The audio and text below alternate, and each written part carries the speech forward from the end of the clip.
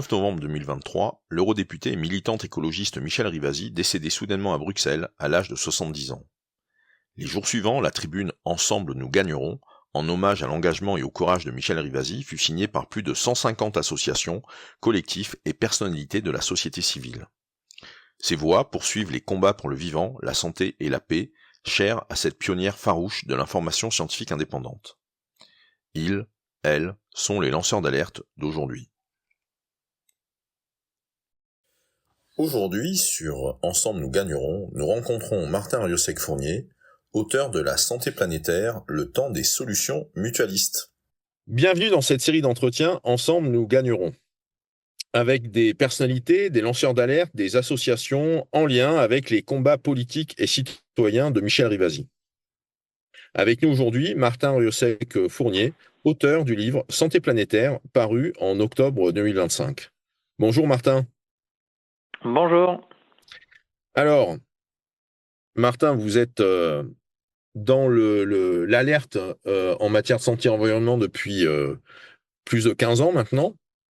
Et Oui. c'est avec une initiative qui concernait les jeunes dans la relation à la santé. C'est quoi le propos de Santé planétaire? Quels sont les messages que vous cherchez à faire passer à travers cet ouvrage? Les messages sont multiples. En premier, donc le livre s'appelle Santé planétaire, le temps des solutions mutualistes. Donc le premier message, en fait, c'est de dire que le mouvement mutualiste a fait ses preuves depuis 5 siècles, parce qu'il existe depuis le Moyen-Âge.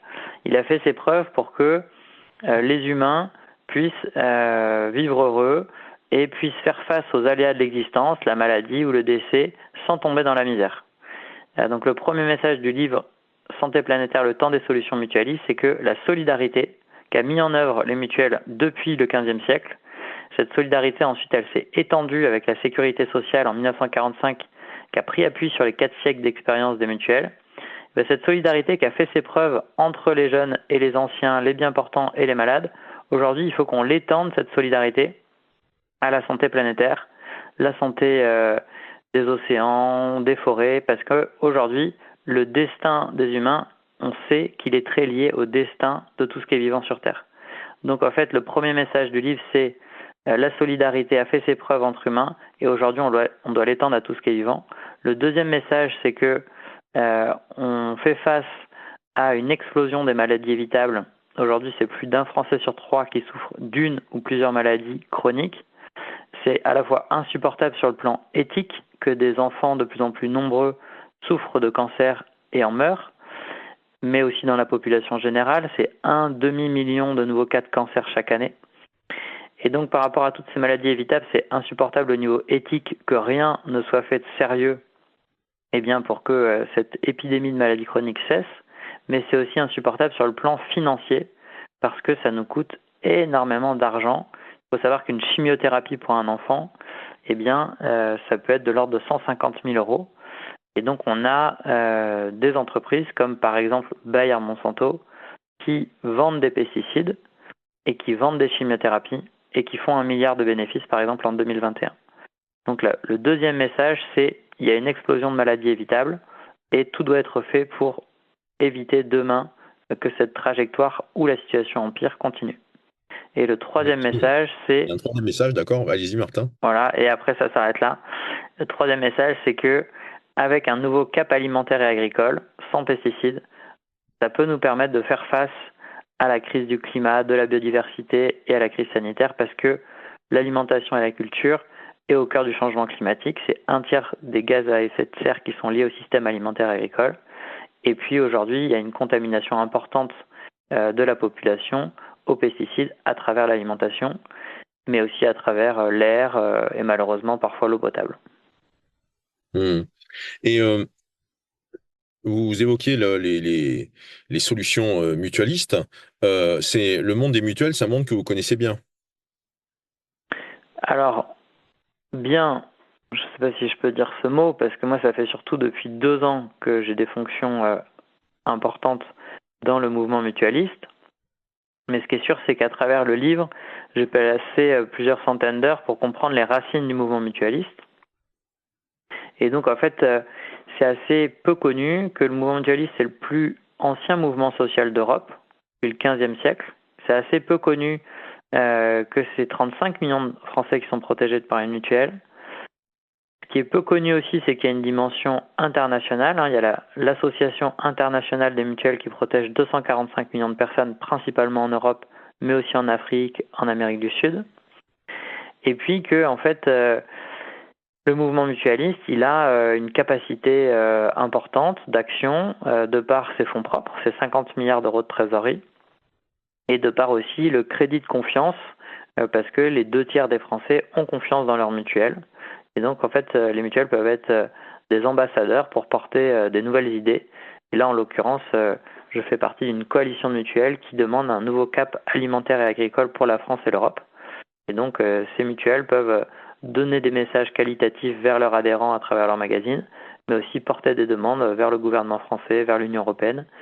Et donc, en fait, c'est un corps intermédiaire dans une époque où le plus grand des poisons, c'est pas la pollution, c'est la résignation. Et donc, en fait, les mutuelles, en tant que corps intermédiaire, peuvent permettre de se sentir reliés et de se sentir nombreux là où l'individualisme génère de l'isolement et un sentiment d'impuissance. Et par rapport à ces initiatives et par rapport à les mutuelles cette coalition de mutuelles hein, que j'imagine française, belge, partiellement européenne, ça représente combien de personnes en tout ça pèse comment?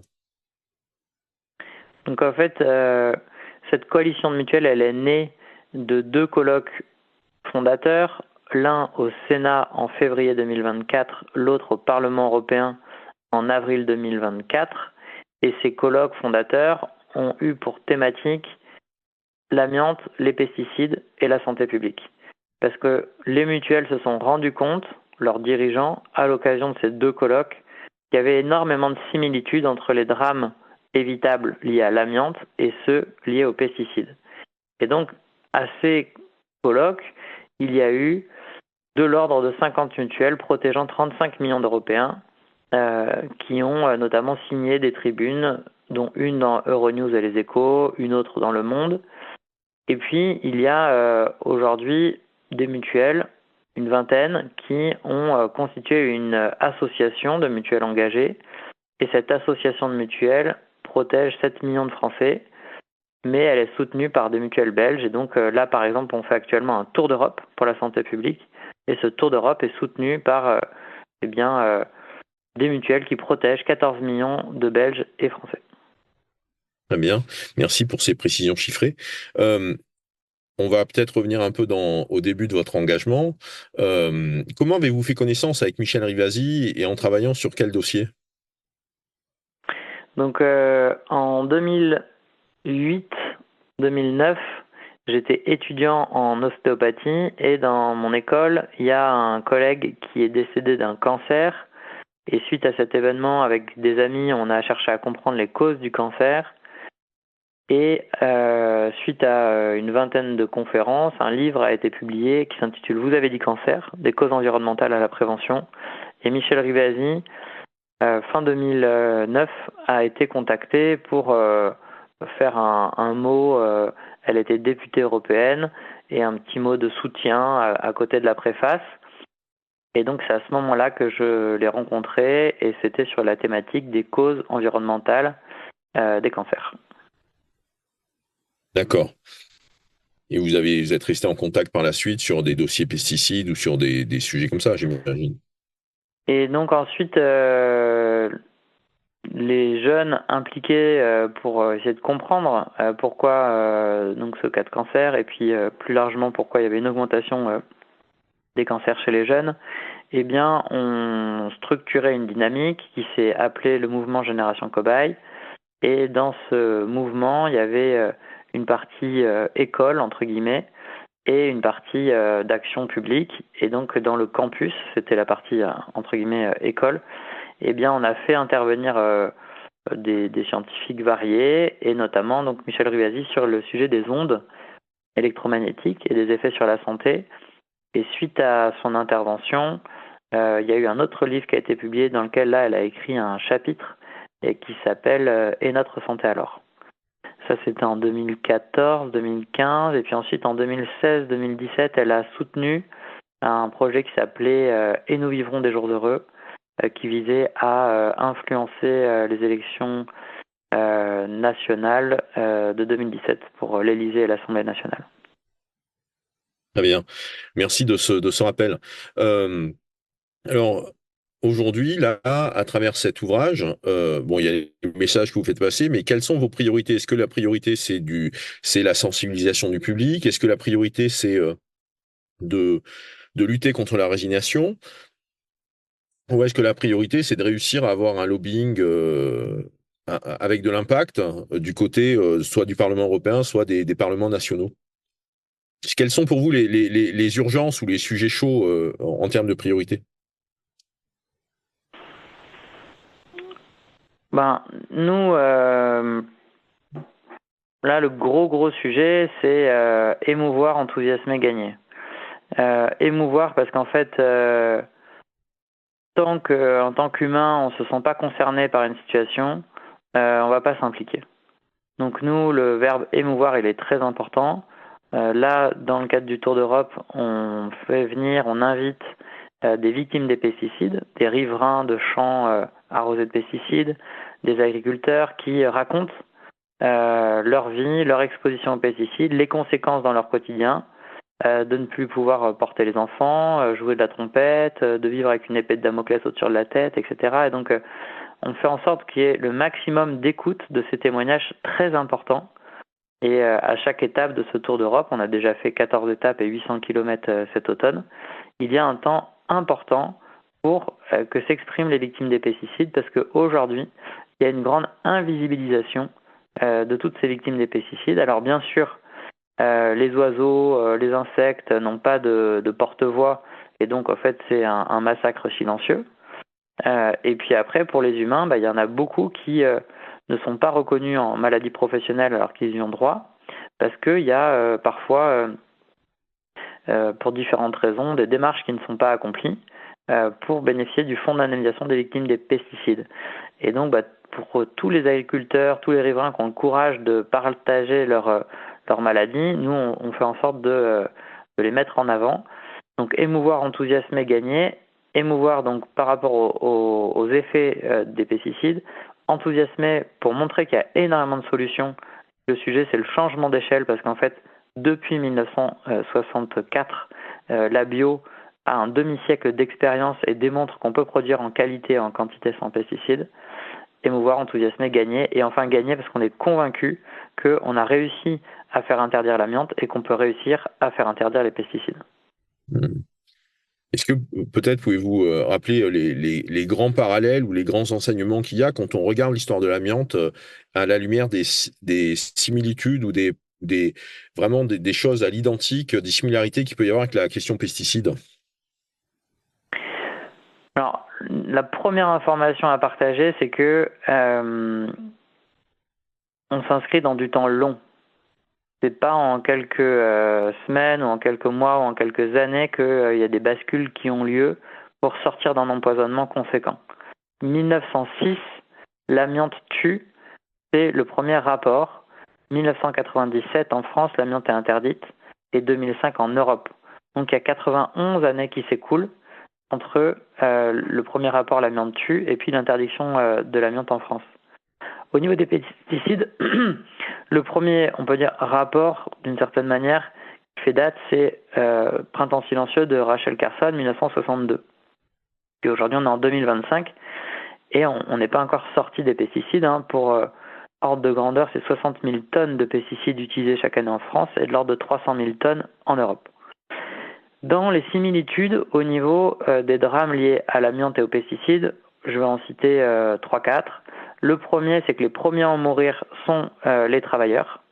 Donc les travailleurs du bâtiment, les travailleurs de la métallurgie, les garagistes avec les plaquettes de frein aux amiantes.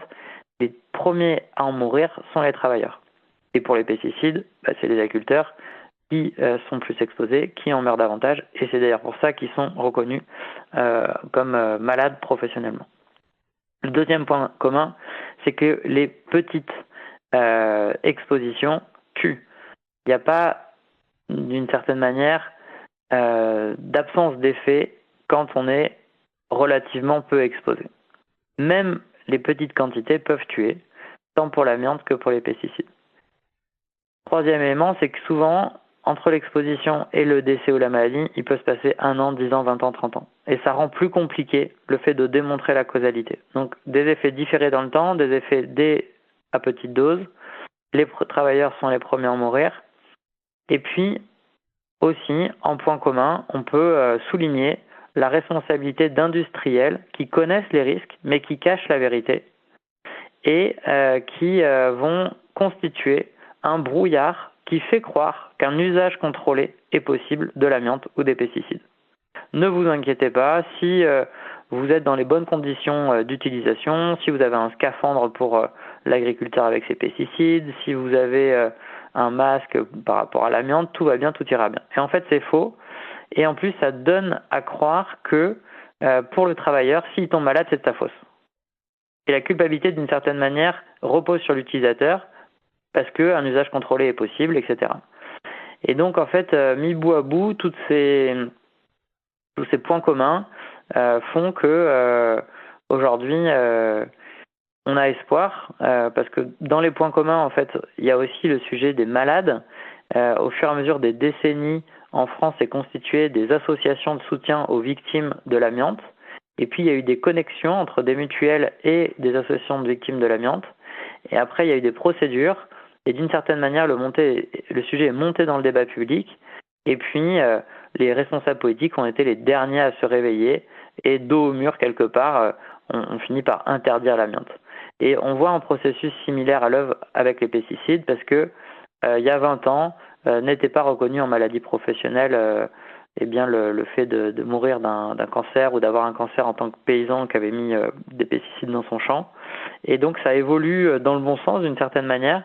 Mais là, ce qui est important, c'est que tout cela s'accélère parce que on se retrouve avec un effondrement de la biodiversité qui est lié pour partie aux pesticides, pareil au niveau de la qualité des spermatozoïdes, et puis les 2 cancers qui explosent en France, c'est sein et prostate, des cancers hormonodépendants, et dans les pesticides, on a plein de perturbateurs endocriniens. Donc voilà en quelques mots les points communs entre amiante et pesticides, et on a réussi à faire interdire l'amiante, on peut réussir à faire interdire les pesticides. Merci Martin. Dernière question pour clôturer notre entretien. Comment vous soutenir et comment augmenter l'impact de votre action?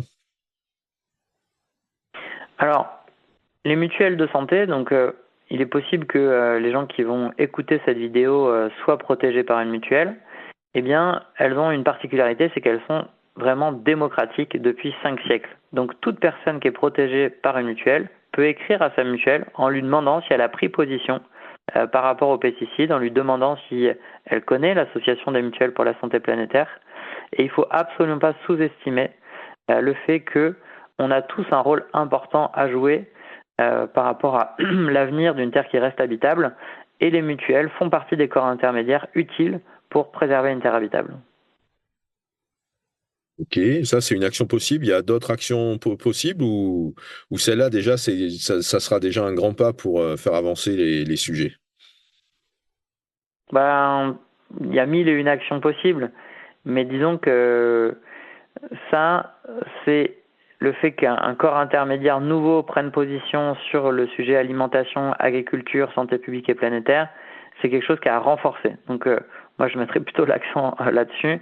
Après, il y a plein d'associations qui font un travail extraordinaire, Génération Future, la campagne Secret Toxique, mais d'une certaine manière, on a vu depuis plusieurs décennies des scientifiques de plus en plus nombreux prendre la parole, des médecins de plus en plus nombreux, des associations, certains responsables politiques, mais c'est nouveau que dans le champ du débat public des mutuelles arrivent, et donc c'est quelque part à renforcer, je pense, et c'est pour ça que j'indique en particulier de soutenir cela. Merci Martin pour cet entretien et pour ce partage d'expérience. Ensemble, nous gagnerons. Merci beaucoup. À bientôt. À bientôt.